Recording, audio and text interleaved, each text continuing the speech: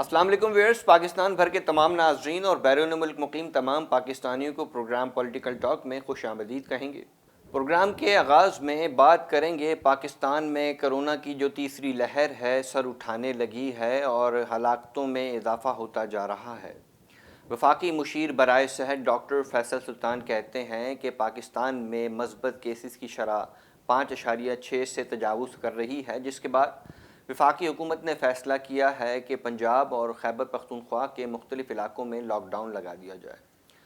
बात यहाँ ख़त्म नहीं होती। इसके अलावा हुकूमत की तरफ से उठाए गए इक़दाम के तहत तालीमी इदारों को भी 2 हफ़्तों के लिए बंद कर दिया गया है और कारोबारी जो निज़ामुल औक़ात हैं उसको भी 6 बजे तक कर दिया गया है। मज़ीद इक़दाम हुकूमत की तरफ से क्या उठाए जाते हैं, उससे कारोबार पर क्या असरात मरतब होंगे, इन तमाम तर सूरत हाल पर गुफ्तगू के लिए आज हमने मदऊ किया है अंजुमन ताजरान कराची के जो सदर हैं जावेद शम्स साहब को। अस्सलाम वालेकुम। जी, बहुत शुक्रिया आपने मुझे इन हालात में और मेरा मौक़िफ़ लेने की जो है मुझे कोशिश की और जगह दी। थैंक यू, आपका शुक्रिया। जैसे कि आपके इल्म में है, कोरोना की तीसरी लहर एक मरतबा फिर हमारे मुल्क में आ गई है। हुकूमत पाकिस्तान अब लॉकडाउन की तरफ पेशकदमी कर रही है। क्या छोटे जो ताजिर हैं, एसएमई सेक्टर, वो मुतहम्मिल हैं इसके एक मरतबा फिर लॉकडाउन के? असल में सूरत-ए-हाल ये है कि कोरोना जो लास्ट टाइम हमारे पास 2020 में आया था मार्च के अंदर, वो अनफॉर्चुनेटली हमें उसका अंदाज़ा ही नहीं था उसकी सूरत-ए-हाल का। और फिर आहिस्ता पहले स्कूल बंद हुए, कॉलेजेस बंद हुए, उसके बाद पार्क्स बंद हुए, फिर मार्केटों का सिलसिला शुरू हो गया, फिर 1.5 माह का तवील लॉकडाउन लगा। उस तवील लॉकडाउन के अंदर पाकिस्तान की तमाम मईशत की जो हड्डियाँ थी वो हिल गईं, आवाम जो है वो पिस के रह गई। ताजिर बिरादरी ने 2 किरदार अदा किए। एक तो हुकूमत पाकिस्तान और सिंध गवर्नमेंट के साथ खड़े होकर उनके शाना बशाना लॉकडाउन में उनके साथ कोरोना से लड़ने में अपना किरदार अदा किया। उसके सेकंड हाफ में उन्होंने आवाम को जो राशन की तकसीम करी, जो मास्क सैनिटाइज़र जो तकसीम किए, वो भी एक बहुत बड़ा क्रेडिट पाकिस्तान की हिस्ट्री में जाता है कि कराची के ख़ास तौर पे ताजिरों ने बढ़ चढ़ के हमेशा की तरह हिस्सा लिया। तीसरी लहर जो आई है इस वक्त, इसके अंदर कुछ सिचुएशन ऐसी है वकार साहब कि हम जो इस वक्त देख रहे हैं वो हमें ये अंदाज़े हो रहे हैं कि शायद वैक्सीनेशन की जो सेल है उस टारगेट को पूरा करने की तरफ जा रहे हैं, क्योंकि ऐसे कोई अब तक के मामला हमारे सामने नहीं आए जो पेशेंट के हवाले से हों, लेकिन बेहतरीन डॉक्टर्स जो हैं पाकिस्तान लेवल के, उन्होंने ये इंतबाह जारी किया है कि जनाब ये जो लहर है ये ख़तरनाक है। इस सिलसिले में हुकूमत पाकिस्तान ने गुज़िश्ता रोज़ जो SOPs जारी किए कि मंडे से यानी 15 मार्च से जो है दोबारा इस्लामाबाद और लाहौर को, पंजाब की साइड्स को जो है वो लॉकडाउन की तरफ लेके जा रहे हैं। तो उस सूरत हाल में हमारी पंजाब के ताजिरों से बात हुई है, वो इस हवाले से बहुत तज़-बज़ब का शिकार हैं, डिस्टर्ब हैं, परेशान हैं, क्योंकि मईशत इस वक्त बहुत डिस्टर्ब है। हम ऑलरेडी 18 माह की एक बदतरीन सूरत हाल से निकल के सर्वाइवल की तरफ जा रहे हैं। उस दौरान जब आप एकदम से लॉकडाउन की सूरत हाल को क्रिएट करते हैं तो वो नुकसानात की तरफ जाती है। एक यौम की बंदिश की वजह से मुल्की मईशत को कितना नुकसान पहुँचता है, आप बताइएगा ज़रा इस बारे में।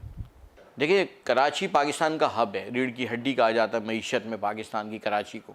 कराची में अरबों रुपए का नुकसान होता है, 3 से 5 अरब पर डे का नुकसान जो है वो लगाया जाता है। उस सूरत में कि जब शहर अपनी पूरी रौनक के साथ मईशत की तरफ चढ़ रहा होता है, बढ़ रहा होता है, दुनिया भर में ट्रांजैक्शन चल रही होती हैं, इंपोर्ट भी हो रही होती है, एक्सपोर्ट भी हो रही होती है। आपके इल्म में ये भी होगा कि गुज़िश्ता कई माह से इंपोर्ट की सूरत हाल हमारे यहाँ बहुत बदतरीन सूरत हाल पर आ गई है। हुकूमत ने इतनी सख्त पॉलिसियाँ लगा दी हैं कि इंपोर्ट होना तकरीबन ना होने के बराबर हो गई है। ऐसी सूरत हाल में अरबों रुपए का नुकसान मज़ीद हमें पस्ती की तरफ ले जाएगा और पाकिस्तान पे ग्रे लिस्ट का जो एक लटकती हुई जो तलवार है वो आपके इल्म में है कि उससे हम बहुत ज़्यादा परेशान हैं, क्योंकि पाकिस्तान के साथ हमारी तमाम चीज़ें मुंसलिक हैं। हमें अपनी मईशत को बेहतर करना है, दुनिया के सामने खड़ा होना है, उसमें अपना किरदार अदा करना है। लॉकडाउन में पहले भी दोनों फेसेस को हमने फेस किया है, कराची के ताजिरों ने, सिंध के ताजिरों ने। अंजुमन ताजिरान सिंध इस हवाले से मंडे को एक हंगामी इजलास बुला रही है और उसमें पूरे सिंध से ताजिर रहनुमा शिरकत करेंगे अंजुमन ताजिरान के। मेरी कल रात, गुज़िश्ता रात भी अपने मरकज़ी सदर वक़ार हमीद मेमन साहब से मुलाकात हुई है। टंडोला यार में वहीं था। 3 घंटे की तवील मुलाकात के बाद मशावरत में यह तय किया कि पूरे सिंध के ताजिरों को जमा करके लाएमल बनाया जाए, क्योंकि अगर सिंध में लॉकडाउन की सूरत हाल आती है तो मज़ीद हम मुतहम्मिल नहीं हो सकते। मजमूई तौर पर इलेक्ट्रॉनिक्स जो कारोबार है, इससे कितने लोग, कितने मज़दूर वाबस्ता हैं, और इसकी एक यौम की बंदिश से कितने घरानों के चूल्हे ठंडे हो जाते हैं? देखें, कराची में इलेक्ट्रिक और इलेक्ट्रॉनिक से वाबस्ता, जिसमें फ्रिज, टीवी, एलईडी, एसी और इससे रिलेटेड जो आइटम है वो, और दूसरी तरफ फ़ैन, वॉशिंग मशीन और इलेक्ट्रिक गुड्स जो हैं, इसमें तकरीबन कोई 35,000 के करीब कराची में दुकानें हैं, पूरे कराची में, तमाम 7 डिस्ट्रिक्ट के अंदर। इस तरह अगर आप 4% से मल्टीप्लाई करते हैं तो वो लाखों पे चली जाती है, यानी कि हज़ारों दुकानदार और उनके साथ जुड़े हुए लाखों जो मज़दूर हैं, जो लेबर है, वो भी मुतासिर होती है। तो ये एक बड़ा सिनेरियो नज़र आता है, एक बड़ा फिगर नज़र आता है हमें, जिसके अंदर हमें ये सोचना होगा कि आखिर हम क्या करने जा रहे हैं। और फिर अंजुमन ताजरान जो है, हम जो हैं, वो बेसिकली बेस इलेक्ट्रॉनिक मार्केट के साथ साथ हमारे पास कपड़े वाले, जूते वाले, फर्नीचर वाले और इलेक्ट्रॉनिक गुड्स वाले, उसके साथ ग्रॉसरी के आइटम वाले, चिकन वाले, मीट वाले, ये तमाम लोग हमसे मुंसलिक हैं। डेयरी फार्मर्स हमारे साथ मुंसलिक हैं। तो हम उन सब को लेके चलते हैं और हमें ये देखना पड़ता है कि हमारे साथ साथ आम गरीब आदमी जो है वो कितना सर्वाइव कर सकता है, क्योंकि हुकूमत पाकिस्तान ने तो अब तक कोई भी ऐसा हमें बेनिफिट नहीं दिया आवाम के लिए कि कोई सपोर्ट दी हो, कोई फाइनेंशियली सपोर्ट दी हो। यूरोप में, अमेरिका में, दूसरी जगहों पे आपको पता है उन्होंने हाफ़ सैलरीज़ या 60%, 70% सैलरीज़ जो है वो बाकायदा उन्हें पहुँचाई है, जिससे उनकी वो जो लॉकडाउन की सूरत-ए-हाल के दिन थे वो आसानी से निकल गए। महंगाई आपके इल्म में रोज़ बरोज़ इजाफ़ा होता जा रहा है, इससे कारोबार पर कितने मनफी असरात मरतब होते हैं?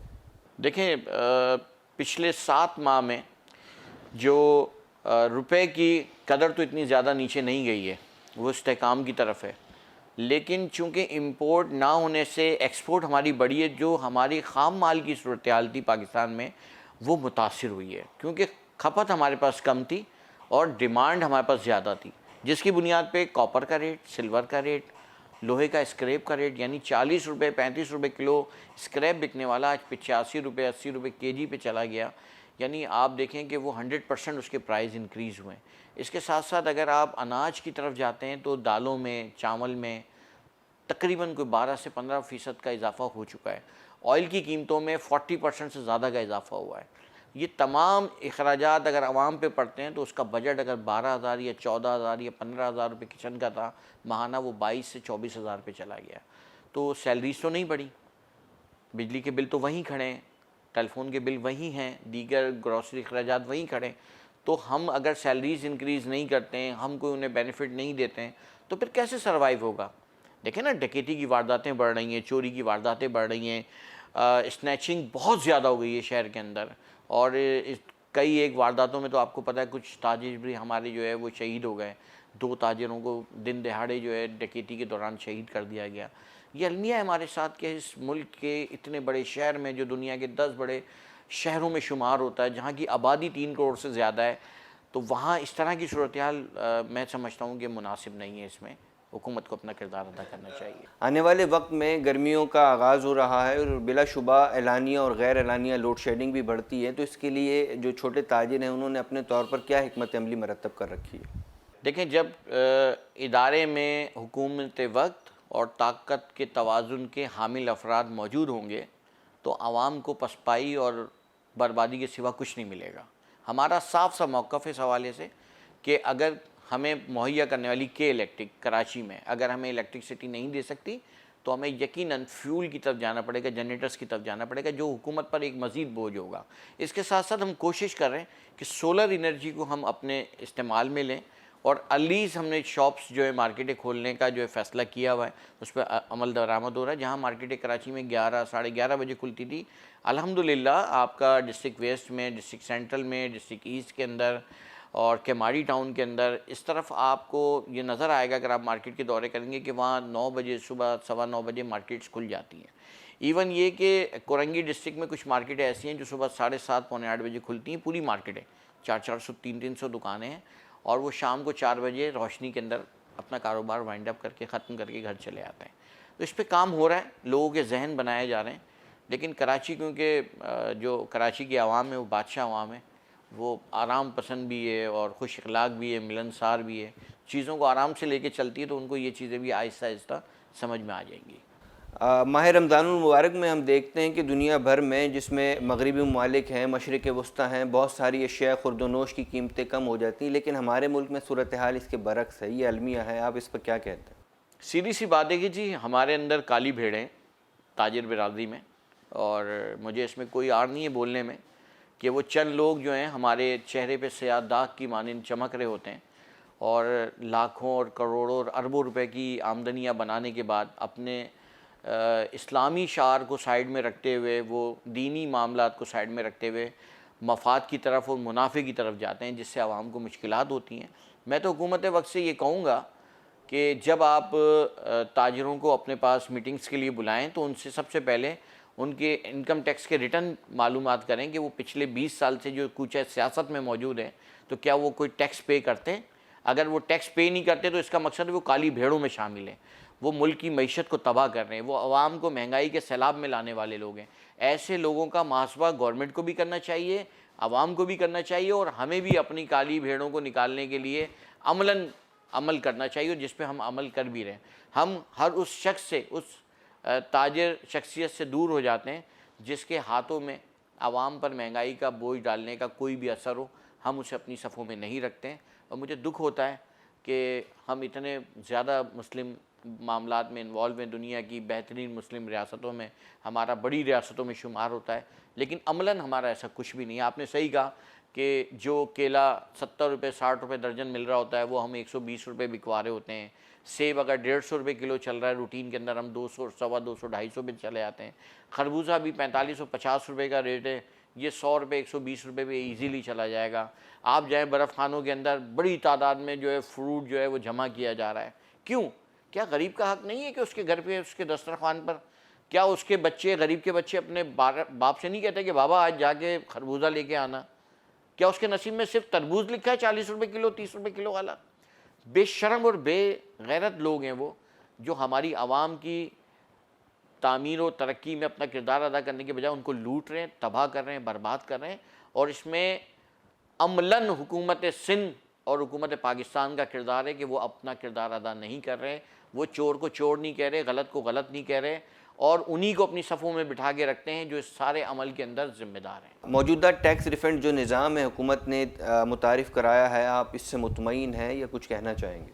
देखिए, टैक्स निज़ाम तो होना चाहिए।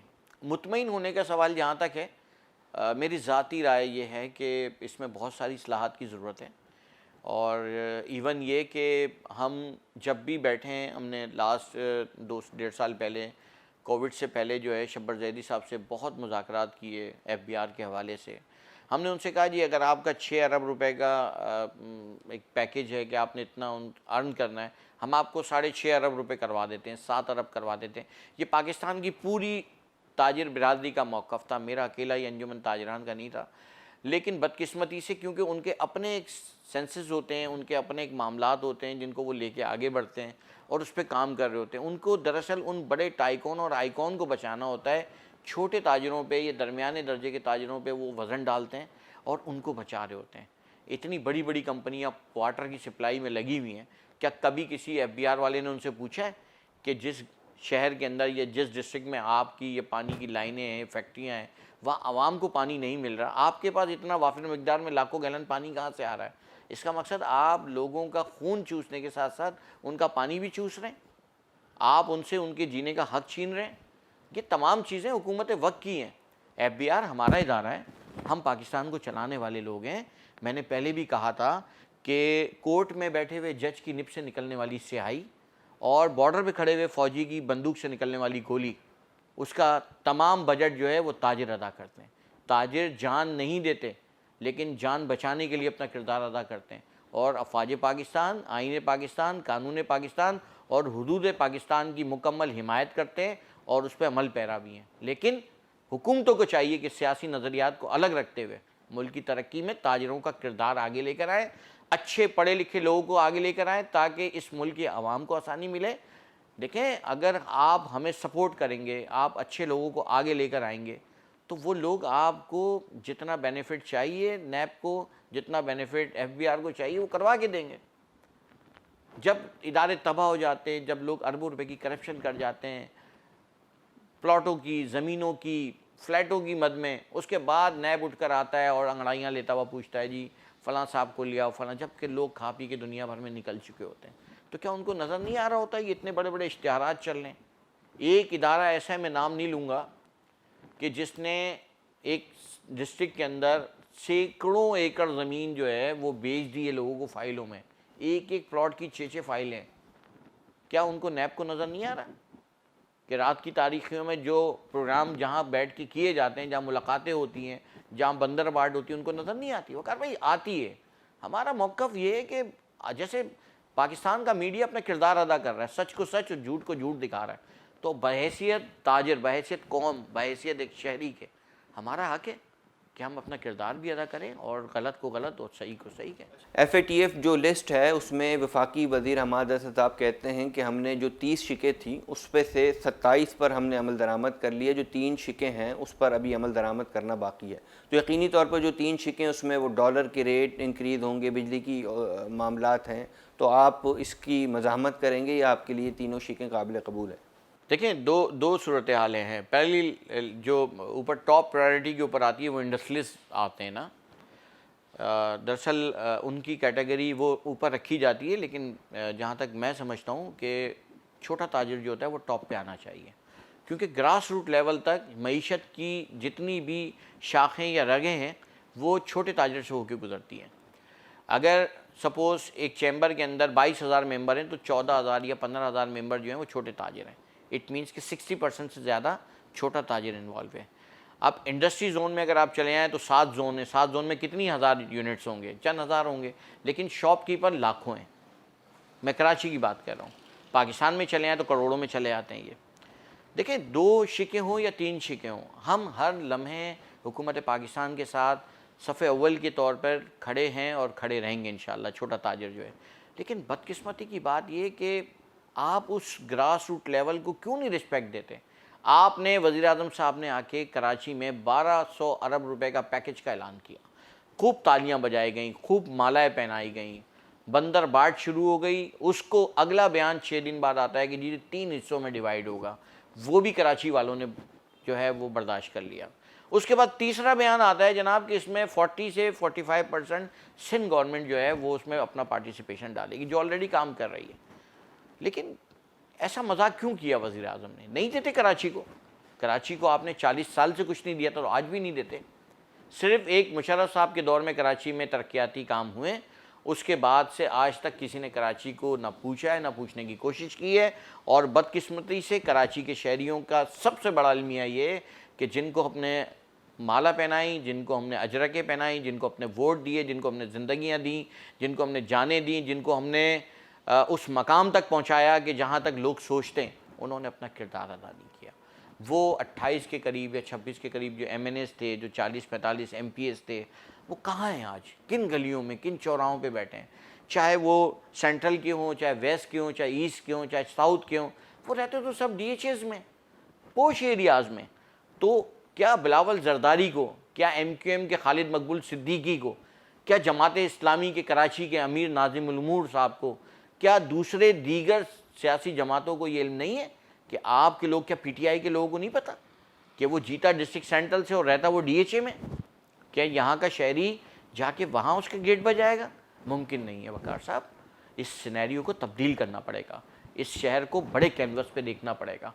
और अगर आप नहीं देखेंगे तो आज जो लोग इस खंदक में कूद चुके हैं, बर्बादी और तबाही के दहाने पे खड़े हुए हैं, उसमें इजाफा होता चला जाएगा। और मैं आगे अलार्मिंग सिचुएशन देख रहा हूँ कराची के हवाले से। सियासी जमातें सिर्फ सेनेट में ख़रीदो फ़रोख्त कर रही हैं और वो देख रही हैं कि किसी तरीके से हमारे हाथ क्या लग जाता है। चंद सीटों के होल्डिंग पर्सन शहर और शहर के रहने वालों के लिए काम करने की बजाय ज़ातियात पर सहूलियात मांग रहे हैं, वजारतें मांग रहे हैं। अब तक जितनी वजारतें PTI के पास या MQM के पास है या पीपल्स पार्टी के पास है, हमें क्या मिला है? कराची के अवाम को तो कुछ भी नहीं मिला, ना कुछ मिलने के लिए तैयार है। हमने बायसियत कराची डिवीज़न के सदर के मैंने अंजुमन ताजरान के लेटर पैड पर बाकायदा PM को एक लेटर लिखा डिज़ास्टर मैनेजमेंट के जो सरबराह हैं रिटायर्ड, उनको अफजल साहब को लेटर लिखा कि सर जो 1200 अरब रुपए से ज़ायद का आपने पैकेज दिया है उसमें कराची के छोटे ताजिरों से आप मशावरत कीजिए कि कहाँ लगाना है, क्योंकि असल पैरामीटर्स वहाँ हैं। उन गलियों, उन मोहल्लों में जहाँ हज़ारों की तादाद में दुकानें, लाखों की तादाद में, वहाँ आपने काम करना है। वहाँ सड़कें बनानी है, पानी की लाइनें डालनी है, सीवरेज की लाइनें डालनी है, के इलेक्ट्रिक का निज़ाम, PTCL का निज़ाम, ये तमाम निज़ाम आपने हमारे साथ बग़ैर हमारी किसी तनख्वाह के हम आपके साथ खड़े होने के लिए तैयार हैं। लेकिन बदकिस्मती है, आज 2.5 माह से ज़्यादा का वक्त हो गया है, ना प्राइम मिनिस्टर हाउस से कोई लेटर का जवाब आया है, ना जनाब अफजल साहब के पास से कोई रिस्पॉन्स आया है। लेकिन मुझे उम्मीद है वो इस पे वर्किंग हो रही होगी, कहीं ना कहीं काम कर रहे होंगे। और मेरी सिर्फ आर्मी चीफ साहब से गुजारिश है कि आखिरी जो जगह हमारे लिए बचती है पाकिस्तान की आवाम के लिए, वो आप हैं। आप अपना किरदार अदा कीजिए और ग्रास रूट लेवल तक ज़रूरियात ज़िंदगी पहुंचाने में भरपूर किरदार अदा करें। वक्त गुज़र जाता है, हालात गुज़र जाते हैं, लेकिन लम्हात कैद हो जाते हैं। उन लम्हात को आप आज़ाद नहीं कर सकते। कल क्वेश्चन मार्क जब लगेगा तो बताया जाएगा कि उस वक्त चेयरमैन कौन था NDMA का, उसके अलावा आपका जो PM था वो कौन था, आर्मी चीफ कौन थे। और अदालत आलिया रोज़ ऐलानात कर लेती है कि जी फ़लाँ जगह गिरा दें, फ़लाँ जगह तो गरीबों की दुकानें गिराई जा रही हैं, गरीबों के मकानात गिराए जा रहे हैं। जो गिराने वाली जगह है ना वहाँ अदालतों के आला जजों की चलती है, ना चलेगी कभी ज़िंदगी में। अलमिया है, हम कहते रहें, हम हर तरह से कहने के लिए तैयार हैं, लेकिन कहने से नहीं होगा, उनको अमल करना होगा, सुनना होगा, हमें बिठाना होगा, कराची के लोगों को स्पेस देना होगा। कराची के लोग पाकिस्तान चलाते हैं, उस हद तक गिरा दिया गया है कि वो सिर्फ अपनी नफसी में लगे हैं, अपने आप में लगे हैं। वो इस तरफ सोचने के लिए भी तैयार नहीं कि मेरा सीवरेज का निज़ाम कैसे होगा। वो सुबह निकलता है, शाम को ये सोचता हुआ घर आता है कि मेरे बच्चों ने अगर चीज़ के लिए मुझसे 100 रुपये मांग लिए तो मैं कैसे दूंगा। बहुत बुरे हालात हैं सर मईशत के। ग्रे लिस्ट वगैरह तो बहुत दूर की बात है, हम उससे भी आगे के वक्त से इस वक्त गुजर रहे हैं। प्रोग्राम अपने अख्ताम को पहुँचता है। अपने मेज़बान वकार हुसैन को दीजिए इजाज़त। अल्लाह ने के बान।